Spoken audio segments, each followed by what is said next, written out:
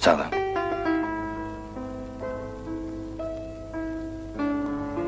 Nədir? Dəli olmusan? Heç başa düşürsən, neyinirsən? Mənim ərim var, ailəm var. Mən özgənin arvadıyam, başa düşürsən özgənin. Nazan Dora Burazkov.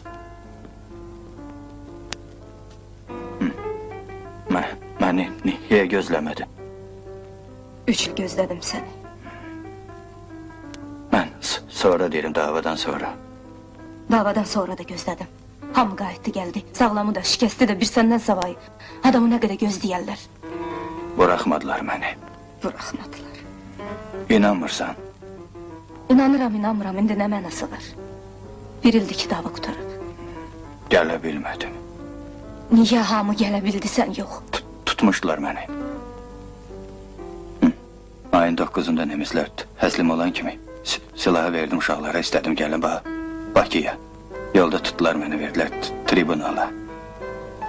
Prikazsız qayıtmaq olmazdı mənsə. Daha dözə bilmirdim. Sən gərək ayrılasan ondan.